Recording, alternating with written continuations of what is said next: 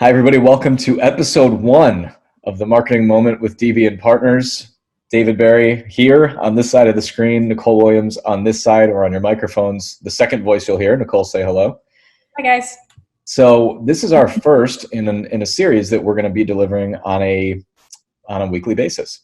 And the goal is, as an e-com agency, which is what we are, our goal is to connect with fellow business owners and CMOs and decision makers as it relates to e-com and marketing for their businesses. But it's not strictly going to be pedantic, news and stuff like that and talking about KPIs.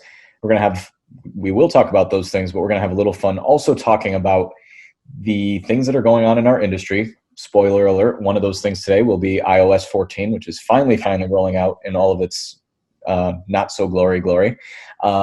And then we're also going to talk about some of the meat and potatoes of e-com. And then we finish it off with some marketing malfunctions, which is a great time for us to disagree politely about certain things that brands in these verticals that we're watching are making.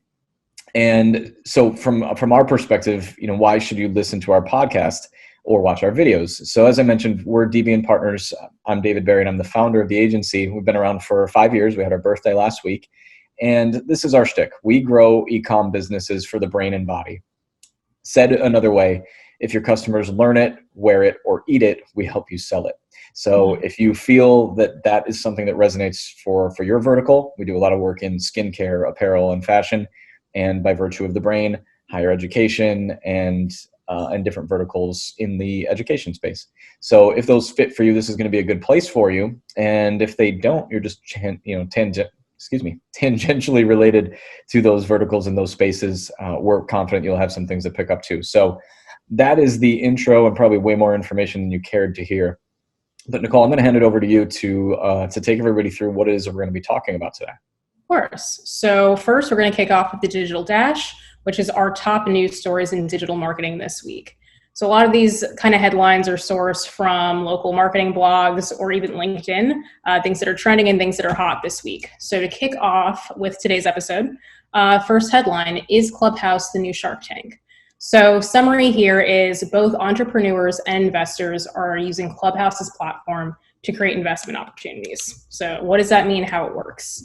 As you know, Clubhouse is an invite-only platform right now, and it's available only to Apple users currently. So it is an exclusive club of sorts. It is invite-only, very similar to Facebook and how it first began. So with that being said, with Clubhouse, basically angel investors have become a collective unit and they're hosting their own channels right now within that platform. And what they do is they're actually hosting their own version of Shark Tank, in which they have people that apply.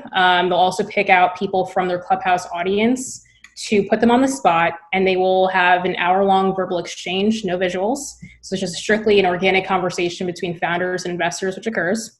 And afterwards, the angels who are scattered around the world, they retreat to a private back channel on Slack, where they then chat about any pitches that they think are viable investments. So the gimmick is, if one angel writes a check, they all write a check. So why is this happening? Basically, the benefit is the angel group offers investments directly, making funding more accessible for startups, huge ventures, and also for angels, so venture capitalists. It helps them build new connections as well that land new deals. So I think the thing to kind of discuss now is, David, what are your thoughts on using this channel for venture capitalism? It's interesting to hear that. So I had not heard that, but I'm also not surprised by it because as some of my friends who are using Clubhouse a lot more than I am, I have used it. They are calling it Crack House instead of Clubhouse for the reason that they're addicted. These rooms are popping up left and right, and it's kind of easy to find things around specific subjects that you care about. So angel investing being an obvious one, the people on the receiving end are looking for access to these people they probably otherwise wouldn't get. And I think that's what's interesting and appealing about Clubhouse is how accessible that everybody is. I've had some conversations on there about e-commerce and was able to connect offline with somebody from Canada, actually, who started a business in making golf more accessible to younger generations. So for new first-time golfers, it can be a price prohibitive sport to enter. Some people think that they've got to spend $700 on a set of clubs, and then there's the balls and the bag and all this other stuff. And so he's trying to make golf a little bit more accessible, and we spoke about it. So I think that there's a lot of potential there. And like a lot of things it'll ultimately depend on how much time people choose to invest in it and be intentional about it. The good news is I don't think these angel investors are going to hand out checks if they haven't done their homework on these individuals. And honestly, if it lowers the wall, the barriers to entry between brands or institutions trying to secure outside funding and the angel investors who are trying to find them, then I think this is a good thing. Agreed. I like that. Good outlook. All right, we agree. We'll save the disagreements for later. This one, yeah, I feel like I need a mallet. Okay, so headline 2. This one is in regards to Amazon, one of our favorite platforms. So Amazon tests letting sellers email customers directly about new products and sales. So what that means, Amazon is testing a new feature for sellers that will let them contact customers directly by email to notify them of the new things like product announcements or sales. The tool will be called Manage Your Customer Engagement Tool. So the logistics are of this. It is a little bit finicky because Amazon is still not allowing businesses data or first-party data into their own customers. So yeah, obviously, I'm going to dive in there and tell you my suspicion is that will also never happen. Correct. Exactly. but I hear you. They're still serving as a gatekeepers, more or less. So how it works, companies will only be able to contact Amazon users who have specifically chosen to follow a particular company, and Amazon, not the sellers, will be the one to actually send out the promotional emails. So again, Amazon is not giving sellers a blank check access to customers' portals and contact information. So again, businesses will still no longer have direct visibility into it, as we just discussed. And the email campaign option is a free service for sellers, but it's only available to brands registered through Amazon's brand registry program. So what that means is it has to be their own proprietary brand. You can't be like a third-party vendor or seller selling someone else's product in order to push these promotions or use the tool. So thoughts? Well, look, we'll put it this way. I mean, as an e-commerce agency in our own right, we recognize you either embrace Amazon or you get run over by them. Exactly. And, we have a lot of brands who are generating, at least 50% of their sales through Amazon. And it kind of is what it is. We know that users are going to go there. And so I think you're missing out on sales. And we can talk another day about the semantics of giving away so much data and power to this giant, but it's kind of the game that we play in the short term while we figure out something long term. So I like the fact that Amazon is giving people more access to communicate with, with customers in a way that's probably valuable to them. And I imagine that SMS, text messaging, is going to be an add-on to this at some point. I'm sure that that's not too far behind. So it's kind of like, yeah, it's not so bad. It's also not so great because we're still beholden to Amazon for the foreseeable future. But it is kind of what it is. You got to take your medicine and swallow it, even if you don't like how it tastes, and play nice with Amazon. But it's all in all, it's good for businesses who are already there. We'll put it that way. Definitely agree. Got to play in their sandbox. Also, interestingly enough, I did find this from a different source. So this was from Ad Age. They said, having kind of their own spin to this story, the move comes as Apple prepares to make it harder for brands to target iPhone users with personalized ads. So the timing of this update is very interesting from Amazon's side, because they're kind of playing into, again, the email marketing, which is going to be an increasingly important component in the digital marketing toolbox, especially as web tightens up on privacy. That's definitely something we're going to jump into in just a bit. But right before that, our next headline is the last one for today, and that is Apple's new software update means big changes to ad tracking. So this finally launched yesterday. What happened is the app tracking transparency update on iOS 14 now makes all apps required to ask a user permission to track the activity across the internet. So users have to opt in as to whether they want their data tracked or not. This is something that's been in mainstream media, not just for us as marketers. And why this is happening in terms of Apple and Tim Cook, who is a CEO, he mentioned 2 points. One, technology does not need vast troves of personal data stitched together across dozens of websites and apps in order to succeed. And number two, if a business is built on misleading users, on data exploitation, on choices that are not choices at all, then does it not deserve our praise? You know what I mean? This quote's kind of all over the place. I hear you. From his keynote. But he says that basically the whole entire thing deserves reform. So, interesting note on how this could potentially backfire. I do want to add this before I do ask for your commentary, David. Of course. Apple's aggressive privacy measures are putting competitors on the back foot, but they could also invite even more antitrust scrutiny to its dominance of the app economy. So that is directly from one of our sources, which I believe is Morning Brew. So that said, I think that's also the perfect segue into our topic of the week, which is digital analytics. But I do want to hear your thoughts on just kind of overarching changes. Yeah, I'll be honest, like if you take away the source for a second, that technology doesn't need vast troves of personal data, to succeed, I agree with that in principle. But then when you consider the source is essentially, like a whole bunch of ego competitions between Apple and Google and Facebook and Amazon, I take everything that these jerks say with a grain of salt, which essentially they're what you're going to say. Because we're on, I saw what you were going to say. I'll tell you exactly how I feel about it. They want to squeeze, exactly. They want to squeeze one another out of the picture, and the person with the most control has the most power. We just talked about Amazon doing their absolute best to communicate, through sellers, give the users or the brands in this case a little bit more of the crack cocaine that's going to keep them. That's my second reference to that. That's going to keep the brands addicted to their platform, right? Apple's essentially doing the same thing, which is we're going to collect all of your data ourselves. You can trust us. First-party data is much safer with us. I mean, if people were even aware of the terms of agreement and terms of service that they're signing with Apple to begin with, I mean, they would never trust a word that came out of Tim Cook's mouth about data privacy and data security. So I think it's BS in terms of his reasoning. However, at a basic level, I do agree on the value of securing personal data for users. But I would also venture to say that none of the big four companies that I just mentioned are doing anything to actually make that happen. What they're doing is serving their own interests, and God bless them, because we're playing in their sandbox. God bless. Agreed. So I guess with that point, with privacy regulations and the ad space hunkering down, what forms of digital advertising supplements that gap in data that we're less likely to receive over time? Yeah, so we're on the topic of the week now. Yeah, let's move on. So I do have 3 points written down of that. I think partnerships will be very big. People leaning in on influencer campaigns will be very big. And of course, email marketing, they can come back. It's always been there. It's kind of a silent killer, but I feel like when we're working with clients, are we really focusing on email marketing, or is it more so, again, those attribution types of kind of brand awareness plugs, if you will? There's a lot that we focus on in that side of the pipeline, but the loyalty and the nurturing campaigns will definitely be more leveraged, I think, moving forward. But your thoughts?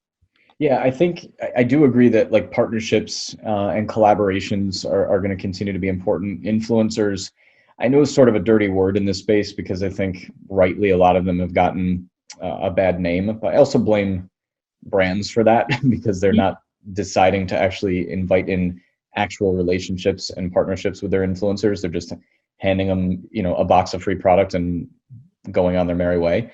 Right. Good influencer campaigns, I think, are going to be a useful workaround, as is email marketing and SMS, which frankly, I think is the bigger tie-in here. First-party data is always the most valuable data, and the privacy regulations do not prevent brands from collecting effective first-party data, which is essentially just another way of saying, if you have something good to sell, if you have a good story to share, and you give users an honest, quality experience, people still want to give away their information. I mean, I know I'm a marketer, and I'm probably the most sensitive to being retargeted by someone who's annoying me or getting unquestioned emails repeatedly. But I do sign up for brands that I really like and care about their products and services. And the brands who continue to do that and not try to pull a fast one and use people's data responsibly are not really going to lose out significantly. Yes, they're going to miss on some of the click obsession that they have with attribution, which I know we're going to talk about here in a second. But I do think, generally speaking, the forms of digital advertising that supplements the gap, we talked about a few, but I don't think there's any change in the channels that are still going to work. And I'm going to generalize here, but people go to Google to find things either by, that they know by name or by idea, right? So if I'm looking for a blue bicycle, I'll go to Amazon and I'll try to find a blue bicycle. So that behavior is not going to change because the data tracking is different. So the channels are still correct. It's just the advertisers can't be so reliant on third-party data because it's cheap and it's lazy, and users, frankly, don't want that sort of collection of their data. They want to opt in of their own free will, but only with brands that they actually trust to give them good experiences for it in exchange. For sure. So going into attribution in that debate, because that's something very hot within our agency. Yeah. Do companies need to stop obsessing over data, especially with these changes coming about in the market? Should they work on building their brand, or focusing more on brand awareness campaign objectives, or anything with these upcoming changes? Yeah, this obsession with attribution has become like a bane of our existence as agency workers. And I don't mean that at the denigration of anybody, right? I was somebody who, even a few years ago in my career, thought that was one of the real values of targeted social advertising, targeted digital advertising. TV, for example, you could run a spot and you never knew who necessarily like responded and reacted because of the ad. Whereas digital and social, that wasn't unique, right? It's like, well, yeah, I can tell you exactly who clicked on it. Well, guess what? 90% or more of people who respond or react to an ad never clicked on the ad. So that's one of the first, major gaps in attribution. And it also, I guess, emboldens you to make short-sighted decisions, that if you're only relying on the things that you can click and track, then you're completely ignorant to the other things that are very, very valuable to the purchase decision process that you're ignoring. And, you and I, for example, I'll use the microphones that we're unfortunately not able to use on our first episode, right? We purchased, there we go. Thank you. Good product placement for our friends at Blue. They made these nice microphones that we'll figure out how to use eventually. But we bought 3 of those to the tune of close to $400, right? Mm-hmm. How did we come across those? It had nothing to do with the fact that we looked for them by name on Amazon. It had everything to do with the fact that we looked through some peer-reviewed articles, and they said this is one of the best, microphones for podcasting.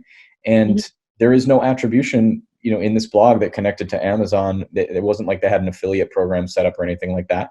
So if I'm an advertiser for Blue microphones, I'm saying, oh wow, someone typed in Blue microphone by name. We must be doing a really great job at SEO. Well, no. Really? Yeah. What we found is that other people are talking about you and saying credible things. 100%. So, and again, that's just one example. But generally speaking, I think this obsession with attribution is making a lot of advertisers really blind to the things that they used to really care about that were important. And you started with them. A good brand story, like a product that really solves a problem, and the ability to speak the language that your customer speaks by telling them about how it works. And no, amount of optimization is going to make that, any better. Like, oh, well, I optimized for purchase instead of click, so this is a better campaign. Like, yeah, okay. You might get a little bit of credit for some of those things, but at the end of the day, that's not how users shop, and they don't care about your data. They care about getting good products and good experiences from brands that pay attention. I agree. So last on that note, to close out our topic of the week, reporting. How much is too much, and what are the absolute need-to-know metrics universal to all businesses, knowing everything that you just divulged in with attribution? Yeah, that's a good question. Especially with the questions that are going on with attribution right now, I think what's going to happen is that there's going to be, at least in the short term, maybe a consolidated level of reporting for some people. Let's use Facebook as an example. We've already seen this. They had a 28-day attribution window. Now it's 7. Yes. And we also know, we can't see it yet because the iOS 14 update just rolled out in its full depth of what it's going to be. But there's probably going to be additional limitations of data that are getting tracked there as well. So, I think speaking through the lens of the type of business that we are, the type of agency that we are, we're dealing with e-commerce clients. And generally speaking, I think there's a handful of metrics that are critical. In fact, this is not to sell ourselves, but we're working on a uniform type of report for all of our clients that is going to help them do exactly that. So I think impressions at a very basic level are important, as well as reach. You always want to be looking at the messaging frequency of how often your message is getting in front of the right customers. And that's a good indicator, right? Right. For clicks for a second, yes, we'll look at those. I think they're useful, but understanding how often the cash register starts to move after a person has seen your ad enough times is a really important indicator. So I'd say that. I would also say that you certainly want to look at revenue and cost per purchase, obviously for e-com brands, and finding a way to increase one while dropping the other. More revenue, less cost per purchase, less cost per acquisition. And I would say you also want to continue to look at, and granted, I just poo-pooed on all of the attribution metrics that people are in love with, but I wouldn't, live and die by them. So the example that I'm about to give is click-through rate, right? It's not the end-all be-all, but it's a very important indicator if people find your content relevant or appropriate or engaging, looking at, view-through times on videos and things like that. So I'd say click-through rate is still relevant. And then lifetime value. That's a really important one that doesn't have anything to do with quote unquote digital attribution, and a lot more to do with creating a user experience where the brand stays in touch and keeps listening to their customers, and then offers them opportunities to buy more of the things that they do like, or try some of the things that are potentially good add-ons to the things they've already bought. And I think lifetime value is the ultimate measure, right? Mm-hmm. If you can get someone to buy from you once, fantastic. If you can get someone to buy from you 4 or 5 times a year, now you have a business that's sustainable, and you don't have to necessarily spend all that money on acquiring that customer. So I would say lifetime value is probably the most important metric for most e-com businesses. And if you ask me on a different day, I might have a different answer on this. But for today, I would say that I think those are your need to knows. Definitely. So I think that concludes our topic of the week, which moves us into... Let's stop and applaud ourselves. I feel like, for our first podcast, we've covered a lot of ground already. We have, and I hope we don't mess it up. I feel like you're Howard Stern, and I'm like his sidekick. I think her name is Robin. She doesn't talk that much. I feel like Robin, right? Studio. All right. Well, next episode we'll make you talk a lot more. I'm sure that everybody will love that. I'm nervous. So in terms of the marketing module, this goes out to Amazon this week, and that is for giving brands one extra touch point of promotion to the customer from the new miniature customer engagement tool. You do see me if you're watching this on YouTube. I'm looking off to the side because that's where my notes are, because I'm not with my screen until I move. And in terms of the marketing malfunction, I'm going to give this one a Lululemon. And I'm going to pause you real quick. I want you to explain to everybody what the marketing malfunction is, because this is going to be like a weekly thing for them. So what can we look forward to? So the module is basically a win. Like somebody did something right. The malfunction is a fail. And I think strongly that Lululemon is giving us a fail right now. I think it's kind of gross. Tell them about it. They are receiving the marketing malfunction this week for reselling like new gear. So what that means is customers will soon be able to return gently used Lululemon gear as part of its resale initiative, like new, in exchange for store credit. Why? According to Jefferies data, I guess it's like a marketing research firm of sorts, the resale market rakes in about $30 billion a year and will represent over 10% of the apparel market over the next 10 years. Wow. Number 2 is resale is especially important to younger customers who are all about shopping used. Here's my issue with that. I want to hear it. Here's my issue. Let's go. Okay. They are mainly targeting millennials who, again, as millennials age out and we become older, we're no longer in our 20s really anymore. We're more so in our 30s, hell, maybe even early 40s if you're really pushing it. They might have the income to buy their own new pants. And I feel like I'm the only one remembering that we're in the middle of a pandemic and it's called COVID. I don't know why anyone wants someone else's sweaty ass gym shorts. That's disgusting. It makes no sense. I think it's very grimy. And I feel like Lululemon is also like an aspirational brand. Like, who wants to buy something like it's not like a Louis Vuitton where it's like a luxury item that like is not on personal parts of your body. It just makes no sense to me. I think it's a fail, and I think it's just weird. I understand the sustainability angle, but like H&M does it, where they'll take like old clothes and like repurpose them, the fibers, the fabric, the materials, they make it into something new. That's all well and good. I'm about that. But this, I feel like it's reaching, and I'm not here for it. Your thoughts? Interesting. Wow. So I might disagree with you for once, which I think is good for ratings. For sure. That's what we're all about here. Yeah, that's for my mom listening and that one friend from Bangalore. We'll get our numbers up. I'm sure we will. This is kind of a can't miss if you're Lululemon, right? Sustainability is this huge value right now that some brands probably really don't give a shit about, if I can be so frank, but they know it's going to score them points, so they're, put the check mark in the box. Lululemon has realized that they can do that and buy into a chunk of a $30 billion annual business without raising very much. So I think it makes good business sense, literally in a dollars and cents perspective. People are going to buy more of the stuff, but also from the sustainability check mark in the box.